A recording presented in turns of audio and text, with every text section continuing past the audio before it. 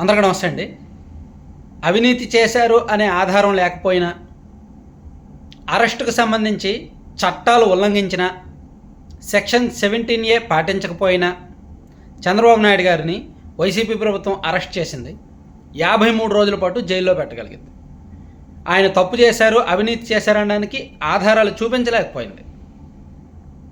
దానికి కారణం వైఎస్ఆర్ కాంగ్రెస్ పార్టీ అధికారంలో ఉండగా వాళ్ళు లీగల్గా చాలా పకడ్బందీగా వ్యూహరచన చేసి చంద్రబాబు గారిని ఇరికించారు.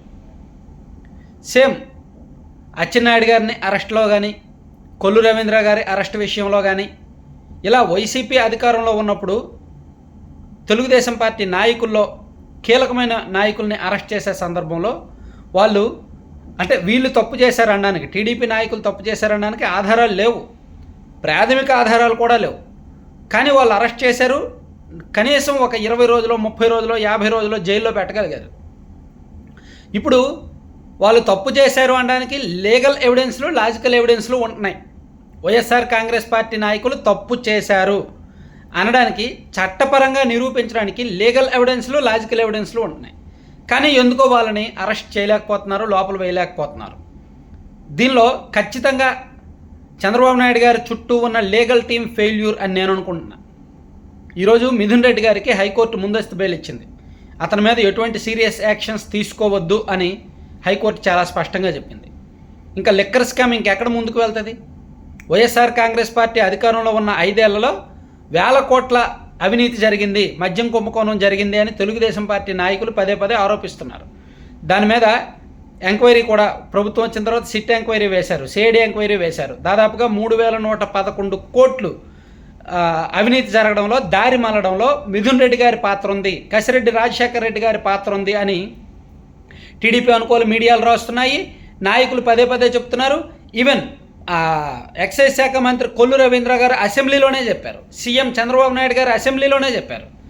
మరి దాన్ని లోతుగా దర్యాప్తు చేయాలి అంటే కసిరెడ్డి రాజశేఖర రెడ్డి అండ్ పెద్దిరెడ్డి మిథున్ రెడ్డి గారు వీళ్ళిద్దరిని అరెస్ట్ చేయాలి, కస్టడీలోకి తీసుకోవాలి, వాళ్ళ నుంచి సమాచారం రాబెట్టాలి. అప్పుడే కేసు ఇంకా ముందుకు వెళ్తుంది. కానీ ఆదిలోనే హంసపాదు. పెద్దిరెడ్డి మిథున్ రెడ్డి గారి అరెస్టుకు సంబంధించి హైకోర్టు ముందస్తు బెయిల్ ఇచ్చినట్టే, అతన్ని అరెస్ట్ చేయడానికి ఉండదు. సో అతను ఇంకా విచారణకు సహకరించడు, మేబీ బయట కూడా సాక్ష్యాలు తారుమారు చేసే పనిలో ఉంటాడు. సో దీన్ని బట్టి ఏమనాలి? ఈ ఒక్కటే కాదు, ఈ ఒక్క కేసే కాదు.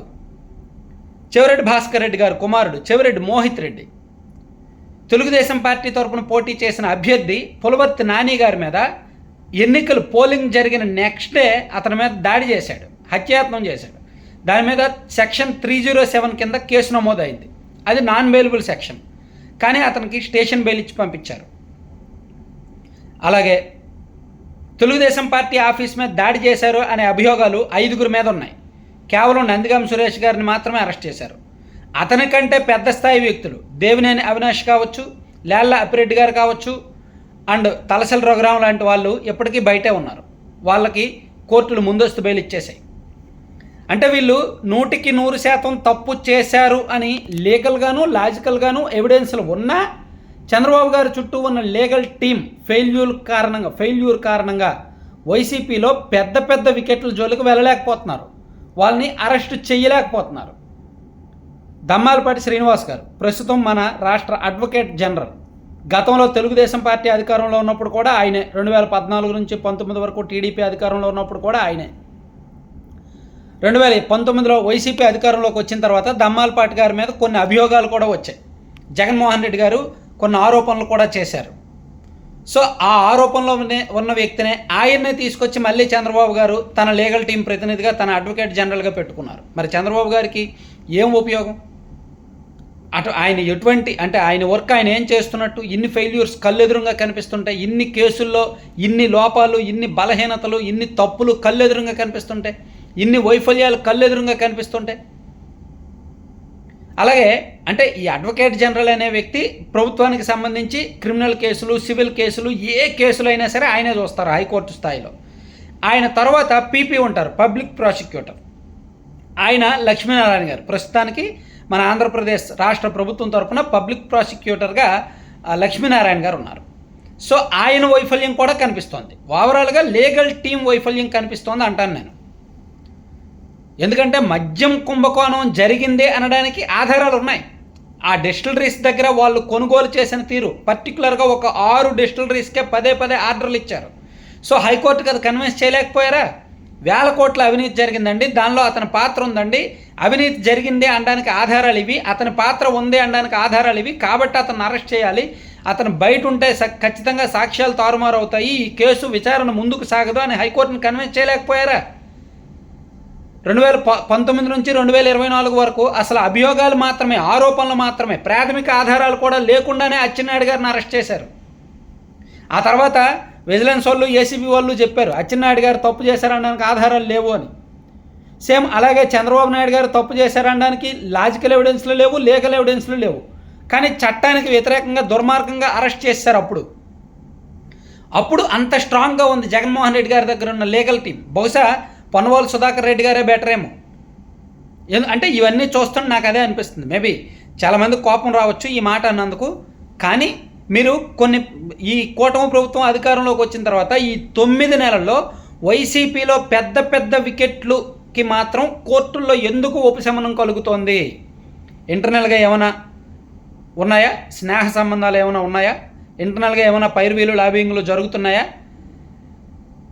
ఏది నువ్వు కొట్టినట్టు యాక్ట్ చేయు, నేను ఏడ్చినట్టు యాక్ట్ చేస్తా అని, నేను నీ మీద కేసు నమోదు చేసినట్టు యాక్ట్ చేస్తా, నువ్వు బెయిల్కి అప్లై చేసుకో అని ఏమైనా జరుగుతున్నాయా? లేకపోతే ఎందుకని ఇంత ఈజీగా బయటపడుతున్నారు వాళ్ళు? చాలామంది పెద్ద వికెట్లు, అందరూ చిన్న వాళ్ళు దొరికిపోతున్నారు. ఇప్పుడు బోర్గడ్డ అనిల్ లాంటి వాళ్ళు, లేదంటే ఆయన నందిగాం సురేష్ గారు లాంటి వాళ్ళు, లేదా వల్లభనేని వంశీ గారు ఆయన కర్మకాల ఆయన దొరికాడు. నిజంగా ఆయన కూడా వీళ్ళు లీగల్గా ఇరికించాల, ఆయన ఇరుక్కున్నాడు అంతే. ఆయన వీళ్ళు ఇరికించింది ఏం లేదు, వీళ్ళు గట్టిగా పట్టుకున్నది ఏం లేదు. ఆయన పాప మా సత్యవర్ధన్ కిడ్నాప్ చేసి ఆయనకు వచ్చి వలలో చిక్కుకున్నాడు. కాకపోతే వీళ్ళు అతని విషయంలో కూడా అంత సీరియస్గా ఉండేవాళ్ళు కాదేమో. సో ఇప్పుడు మెయిన్ వికెట్లు, ఇప్పుడు విడుదల రజనీ గారికి సంబంధించి ఏసీబీ కేసు ఉంది, 2 కోట్లు ఆమె అవినీతికి పాల్పడ్డారు అని. మరి దీనిలో కూడా ఇంకా వైఫల్యాలు ఎదురైతే ఇంకా వైసీపీ వాళ్ళందరూ చాలా రిలాక్స్గా ఉండొచ్చు. నిజానికి వైసీపీఏ లీగల్ టీమ్ ఫెయిల్యూర్ అనుకోవచ్చు. వైఎస్ఆర్ కాంగ్రెస్ పార్టీ అధికారంలో ఉన్న 5 ఏళ్లలో వాళ్ళు ప్రభుత్వం తీసుకున్న నిర్ణయాలను లీగల్గా సమర్థించుకోవడంలో ఫెయిల్ అయ్యారు. ప్రభుత్వం తీసుకున్న చాలా జీవోలను, చాలా నిర్ణయాలను అప్పటి హైకోర్టు తప్పు పట్టింది. ఏది ప్రభుత్వ కార్యాలయాలకు వైసీపీ రంగులేయడం కావచ్చు, వైసీపీ ఇంగ్లీష్ మీడియం విషయంలో కావచ్చు, అండ్ చాలా కేసులు ఉన్నాయండి. ఇంకా మనకి నిమ్మగడ్డ రమేష్ కుమార్ గారి కేసులో కావచ్చు, ఇలా ఆ విద్యుత్ పీపీఎల్ సమీక్ష కావచ్చు, ఇలా దాదాపుగా 100కు పైగా కేసుల్లో వైసీపీ అధికారంలో ఉన్నప్పుడు వ్యతిరేక తీర్పులు వచ్చాయి. కానీ టీడీపీ నాయకుల్ని టార్గెట్ చేసి అరెస్ట్ చేయాలనుకున్న కేసులో మాత్రం వైసీపీకి పాజిటివ్ తీర్పులే వచ్చాయి. కావాలంటే గమనించండి. అంటే జగన్మోహన్ రెడ్డి గారి దగ్గర ఉన్న లీగల్ టీము ప్రభుత్వ నిర్ణయాల కంటే పొలిటికల్ కక్ష సాధింపుల మీద చాలా పకడ్బందీగా పనిచేసింది. మరి ఇప్పుడు చంద్రబాబు నాయుడు గారి దగ్గర ఉన్న లీగల్ టీం ఏం చేస్తుంది? చంద్రబాబు నాయుడు గారి దగ్గరికి వెళ్ళి సార్ మీరు సూపర్ సార్, మీరు అది సార్, మీరు ఇది సార్ అని అనడంతో సరిపోతుందా?